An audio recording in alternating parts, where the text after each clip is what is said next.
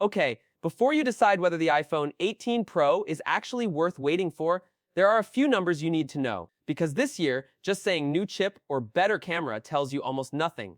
I want to know how much better, what physically changes, what you'll actually notice, what Apple might charge for it, and when you can realistically order one. So that's what we're doing here. I'm going through the 4 changes that matter most.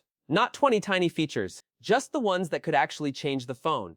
Then we'll get to the pre-order window, the price question, and at the end, I'll tell you who this upgrade makes sense for and who should probably keep their current iPhone. And there's one upgrade here that sounds like a camera feature, but it could actually change photos, video, low light, and even the size of the camera bump. We'll get there. First, the front of the phone. Apple's Pro iPhones are already sitting around 6.3 inches for the Pro and 6.9 inches for the Pro Max in the recent generation. So I'm not expecting Apple to suddenly give us a giant size jump. That's not the interesting part. The interesting part is what happens inside that 6.3-inch or 6.9-inch display. The iPhone 18 Pro generation has been linked with under-display Face ID. And if Apple actually ships that, this is much bigger than simply making Dynamic Island a few millimeters smaller. Think about what Face ID is doing. It isn't just using a normal camera. Apple's True Depth System projects roughly *30,000 invisible infrared dots ask onto your face to build depth information. That's why Face ID can work in darkness. Now imagine putting more of that system underneath an OLED panel. Those infrared signals still have to get through the display, then reflect off your face, then get back to the sensor. That's the challenge. So if Apple does move major Face ID hardware under the display, I'm watching one thing before anything else. Speed, because a cleaner screen is great. But if Face ID takes noticeably longer, no thanks. Even an extra half-second sounds small until you unlock your phone dozens of times a day. Let's say you unlock it 80 times a day. Half a second extra every time is 40 seconds a day. That's over 4 hours a year spent waiting for something that already works quickly today. So Apple cannot make Face ID prettier and slower. It needs to be basically invisible in daily use.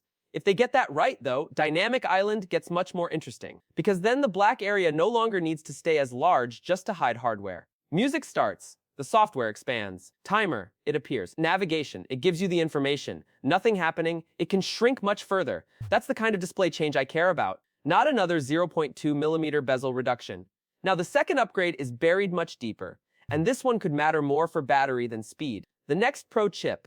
The iPhone 18 Pro has been associated in industry reporting with Apple moving to a HESC 2nm class process for its next generation Pro silicon. Now compare that with recent Pro chips built on 3nm class manufacturing. Going from 3nm class to 2nm class doesn't mean your apps suddenly become 33% faster. That's not how this works. The real target is better transistor density and better performance per watt. And that last part is what matters, per watt. Because iPhones do not have a performance problem anymore. They have a heat and efficiency problem when you push them hard. Take gaming. Your phone can produce great frame rates for the first few minutes. Then temperature rises. The system protects itself. Performance can reduce. Battery drops faster. So imagine Apple gets even a 15 to 20% efficiency improvement from a newer process and packaging changes. I would rather Apple spend that on sustained performance and battery than use every bit of it to win another benchmark. And there's another reported technical change around the next chip generation that is more interesting than people realize. WMCM packaging, wafer-level multi-chip module. Terrible name, useful idea. Basically, Apple can package the processor and memory more tightly. Why do you care? Space. Inside an iPhone, space is expensive. Battery, camera, sensors, cooling, modem, logic board, Taptic engine. Everything is fighting for millimeters. So even a small reduction in board area can give Apple options. And here's the question I'd ask Apple. If you save that space, what are you doing with it? Making the phone 0.5mm thinner? Or giving me a bigger battery? I'll take the battery every time. Let's put that into real terms. If better efficiency and internal packaging eventually give you even a 60 to 90 extra minutes, asterisk of heavy real-world use, that matters way more than another 10% CPU score. Because you notice battery every day. You don't notice Geekbench every day. Now the third upgrade is the one I think camera users should pay attention to. And it's not megapixels. Apple's Pro iPhones already use a 48-megapixel main camera. Recent generations also pushed the ultra-wide system to 48 megapixels, while telephoto hardware has remained more specialized. So another move from 48 to some bigger number would not automatically impress me. What could actually matter is a variable aperture on the main camera. This would physically change the size of the opening in the lens. Think about it like your eye. Dark room, your pupil opens. Bright sunlight, it closes. Most phone cameras don't have much physical control like that. They use a fixed aperture and then rely heavily on shutter speed, ISO, and software. A variable aperture gives Apple another tool. Low light, open wider. More light reaches the sensor. Bright outdoors, close it down. Better exposure control. But the thing I care about most is depth of field. Try this yourself. Take a close photo of a document, or a watch, or food. You'll often see one part looking perfectly sharp while another part goes soft. Larger smartphone sensors make this more noticeable. A variable aperture can help keep more of the subject in focus when you want it. That's useful, and it could help video too. Remember, recent Pro iPhones can already record up to 4K at 120 frames per second in certain high-end video modes. At 120 FPS, each frame exists for only about 8.3 milliseconds. At 60 FPS, you get around 16.7 milliseconds per frame. That means high frame rate video needs a lot of light. So giving the camera more physical control over incoming light could become very useful, especially when lighting changes quickly. Now there's a downside. Mechanical aperture hardware takes space. Moving components take space, and space means camera bump. That thing is already big. So if Apple makes it even larger, I want a real improvement. Not look at this brick wall at 500% zoom. I mean something you see immediately. Cleaner low-light shots. More of a close subject in focus. Better exposure transitions in video. That's worth a bigger camera. A 3% detail improvement? No. Now number 4 is probably the least sexy upgrade here. The modem. But this could save you more battery than some flashy feature. When your phone has a strong signal, life is easy. When signal gets weak, the modem has to work harder. More searching, more transmission power, more battery, more heat. That's why you can travel somewhere with terrible reception, barely use your phone, and still wonder why the battery disappeared. Apple has been moving toward its own modem technology. For the iPhone 18 Pro generation, what I care about isn't the modem name. I care about 3 numbers: signal stability, power consumption, and temperature. If Apple's newer modem can reduce cellular power use by even 10 to 15% in difficult conditions, that could be meaningful over a full day. Imagine your normal heavy 5G day leaves you at 8% by night.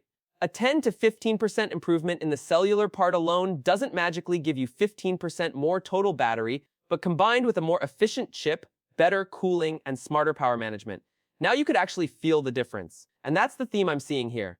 Apple doesn't need one giant feature.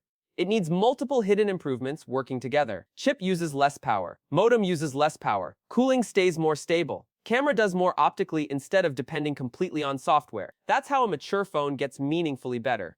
Now let's get to pre-orders. Because this is the part where people love giving exact dates months early. Apple's recent iPhone pattern has been very consistent. Main iPhone event in September. Pre-orders normally open on a Friday shortly after the announcement. Retail availability usually follows roughly 1 week later. So for an iPhone 18 Pro launch in Apple's traditional window, that is the pattern I would watch. Event first, then pre-order Friday, then launch about 7 days later. But until Apple itself publishes the date, I would not call one exact Friday confirmed. There's another thing I'd watch more closely than the date anyway. Stock. Because imagine Apple is changing 4 major pieces at once. A newer chip process, under-display Face ID hardware, or a more complex camera system, and newer modem hardware. That gives you more places where supply can get tight. And launch day can get ugly fast. You know how this works. Pre-orders open. You're there 2 minutes late. Still fine. You change your storage option. Think about the color. Try again. 10 minutes have gone by, and suddenly your delivery date is 2 or 3 weeks later. So if you genuinely want the phone on day 1, I'd watch the Pro Max and high-demand storage options especially closely. Now price. This is where things get uncomfortable. Use $999 as a simple long-running US Pro baseline. If Apple moves that to $1,099, that is a $100 increase, roughly 10%. Go to $1,199, that's $200 higher, about 20% above $999. And that is before you start climbing storage tiers. So if Apple pushes the price higher, I want something else to move too. Base storage is the obvious one. If the price goes up $100, but the base capacity also doubles, that is easier to understand. For example, paying more but getting 256 GB instead of 128 GB is a real difference. That's double the storage. If Apple increases the price but keeps storage unchanged, then people are going to ask what exactly they are paying for. And that is a fair question, especially when recent Pro phones are already extremely capable. Now let's make the buying decision simple. If you are coming from something like an iPhone that is 3 or 4 generations old, this could be a very easy upgrade. You're stacking years of changes: display, camera, battery, chip, connectivity. That difference adds up. But if you already have a recent Pro model, I would not pre-order just because the iPhone 18 Pro exists. Wait and check 4 things. First, Face ID. Is the under-display system actually as quick as the old one? Second, battery. Not Apple's video playback number. Real 5G use. Real camera use. Real gaming. Third, temperature. Run a game for 30 or 40 minutes. Shoot 4K video. See if performance stays stable. And fourth, the camera. Does variable aperture actually change normal photos? Not microscope comparisons. Normal photos. If those 4 things deliver, then the iPhone 18 Pro could be a meaningful upgrade, especially for camera-heavy users and people who keep phones for 3 or 4 years. But if we get a cleaner screen, a 15% faster benchmark, slightly nicer photos, and a $100 higher price, recent Pro users can probably skip it. And that's really the number I'd keep in mind before pre-orders open. Not 2 nanometers, not 48 megapixels, not 120 frames per second. The number that matters is how much better the phone feels compared with what you already have. Because if you're spending around $1,000 again, the difference should be obvious without Apple explaining it to you.